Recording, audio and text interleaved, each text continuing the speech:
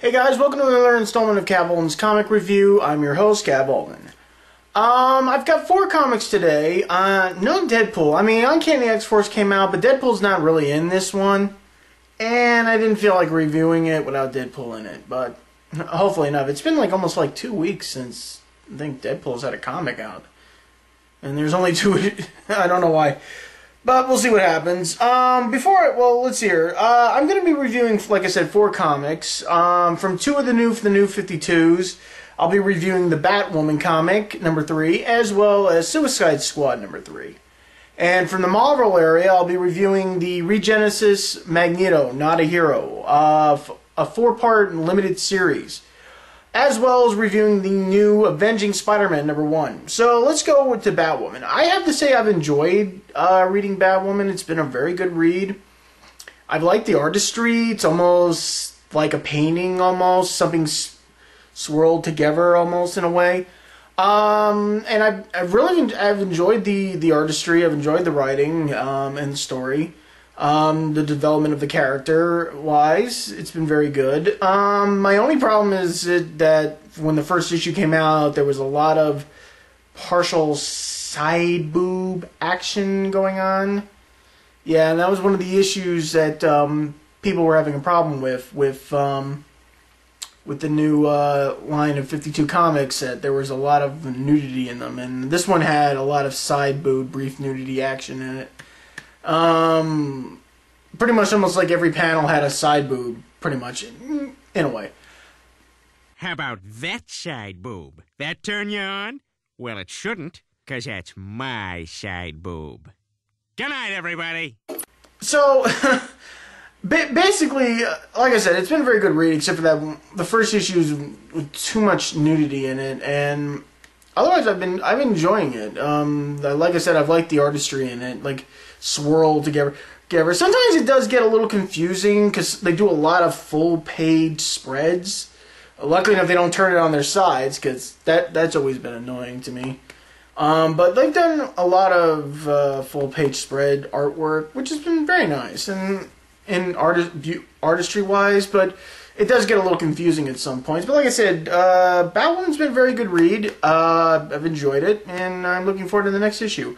Suicide Squad, number 3. I'll be honest, I'm only reading this because I want to find out what's going on with Harley Quinn, the new chapter in her life since after Sirens had finished and everything, and then the reboot and so on. Surprisingly enough, as far as I know, Harley's been assigned to this sort of group of the Suicide Group, but she's also pretty much under lock and key most of the time. The thing is about this, like I said, I've only been reading this because I want to find out what's going on with Harley Quinn. The other thing is that I'm not too crazy about the new look. And the thing is, if you're not familiar with Harley Quinn, which is, believe it or not, surprising to me that some people don't know who Harley Quinn is, if you're not a Batman fan. The thing is, it doesn't even look like Harley anymore. It looks like a totally different person. I mean, instead of the pale skin complexion, the switch side dye job, and the running around in the semi-skimpy outfit, you could hardly even tell it's not even Harley anymore. If you don't even know that it's Harley Quinn, then you're not going to know that it's Harley Quinn. She doesn't have any kind of characteristics or features that remind us of Harley Quinn, the old Harley Quinn. I mean, sure enough, she's more darker, more psychotic, more blood-driven, I would say, which is not really much of a problem to me, because she's done some things in the past, being with the Joker. But the thing is, the new look, if you're not familiar with her, you're not going to tell it's her. Not to mention, I don't even know if she's even aware of what's going on with the new Batman comics and everything. But she seems to be doing quite well for herself. I'm not saying, wise. But like I said, I'm only reading this for Harley, and, maybe learning the interesting of the other characters as well. But mostly I'm just reading this for Harley, and I'm kind of a little disappointed that you can't even tell it's Harley half the time. If you're not familiar, like I said, you're not familiar, then you're not sure it's her. But let's go to move on. I'm going to move on to Regenesis, Magneto, not a hero.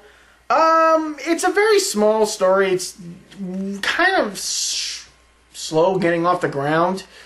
But, you know, this is kind of bringing back a past character with a present day character, and almost in a way. I mean, I don't know, it seems like a good read. But, you know, like I said, it's very slow moving.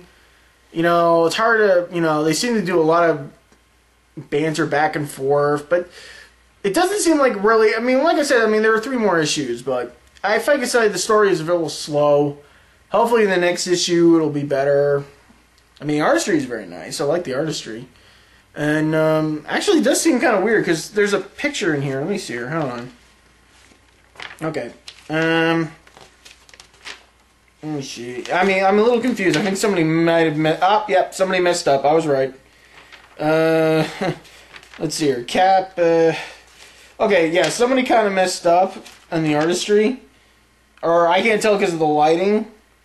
You know, but in one panel, it doesn't look like Steve Rogers. He's in his old Captain America suit. Now, with the, I guess because of the lighting and everything, he looks like he's wearing a short sleeve shirt version of his Captain America shirt, of his uniform. It's probably just me because of the lighting and the artistry, but in the other panels, he still has the traditional costume on. But in this one, he just seems like he has the top, and he's just wearing short sleeves. But that, like I said, it's just me. It's on, Curtis, what page is it on? If you pick it up, I mean, it's probably the 1, 2, 3, 4, 5, 6, 7, 8 panel in. It's next to the Carnage advertisement. If you see it, the bottom panel on your left-hand corner, check it out. Now, moving on to Avenging Spider-Man #1. Okay, funny story before I get into this. When I was in New York Comic-Con, I went to the Spider-Man panel there, and they were talking about all the upcoming comics, and Avenging Spider-Man was #1. One girl, believe it or not, actually stood up and said she was not looking forward to this comic. Literally got up and said, not looking forward to this comic at all. The writers and the artists all got up and said, really? He said, yeah. I said, really? I don't think I'm going to enjoy this comic. They actually brought her up on stage where they were sitting, gave her a free copy of the comic, and told her to sit there next to them and read the comic.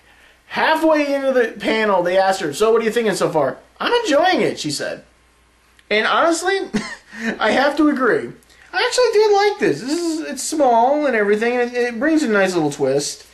Basically, once again, Peter's contemplating, I've got relationship problems, I've got a main job I've got to work at, I'm on how many superhero teams right now, and how do I find time to even still do my normal superhero work? And it's that. But like I said, I think this is, in a way, this is going to be somewhat of a Spider-Man and Red Hulk issue. I mean, the other Avengers are in it, but so on. Plus, something kind of interesting, a character I haven't seen in a while. I'm not going to spoil it, but like I said, it's a very interesting book. I like the artistry. It's written by Zeb Wells, who's done it. I actually think he did a nice job with this. The artistry is done by Joe. I know. Once again, I apologize if I'm pronouncing this wrong. Majorena. Like I said, I apologize if I'm not reading that right. But like I said, it's a really nice book. It's a nice story. I hope this isn't a short issue. I mean, it's only #1. But like I said, I wouldn't mind picking this up along with his Amazing Spider-Man stuff. But like I said, it's kind of funny. Only thing is that, I guess because we all know Red Hulk is Ross, and he's not as, well, probably still as grumpy as Hulk is, only more grumpy because he's more of an older guy in a Hulk body. So he's like an old man in a Hulk body. Leave me alone, you little webhead. But like I said, it's kind of funny to me because I think in the next issue, I think it's going to be, from what I can tell, I think it's going to be Spider-Man and the Red Hulk versus the orcs from WoW. Yeah, because when you see the last page, that's exactly what pops in my head, the orcs from WoW. And it's basically going to be them versus them. the orcs from WoW versus Spider-Man and Red Hulk, and it should be pretty good. But like, it's a really good comic. I actually enjoyed it. I was a little skeptic. My other thing is that they're giving away a purchase includes a digital copy offer. You have to see inside, but you have to do it real fast because the offer actually expires in a couple of days, believe it or not. So, like I said, I mean, actually, I take that back. The offer just expired today. Oh, wait, my bad. You still have a year. I read that wrong. I thought it was only a couple of days, but you still have a year to use it. Yeah, the thing in the back here to actually use it. I'm not too crazy about digital comics yet. I know right now with everything, more books going on, digital, like with a Kindle and stuff like that. But the thing is, with a comic, it's a little different. Sure, you might have free range to move the comic panel around a bit, to moving closer to read in and stuff, instead of, putting the comic up to your face and such. But I feel with digital prints or digital copies, the comic, it doesn't have any value. Most people who read comics also hold on to them. They don't throw them away, unless you're stupid. But I feel that with digital copies, it doesn't have any value. You can't put this away, leave it somewhere, and let it build up interest after a while. Sure enough, it probably saves on paper, but believe it or not, what happens when you want to have something of value? And that's where I feel digital copies are not going to be a big hit with comic book fans. Sure, it should be pretty cool. I mean, maybe exclusive-wise, you get a book in there and such. Who knows? But I feel digital copies and comic book-wise just do not work. Because even though you're saving paper, you don't really have much value after that. And you're paying, mostly enough, most people who do digital copies have to probably pay a monthly subscription. Sure, you probably get access to only a few comics a month or so. But like I said, there's no true value. So that's it for tonight. I'm going to go head out because it's like really hot in here. I have to open a window. So I'll see you guys next week. And thank you for watching. Bye.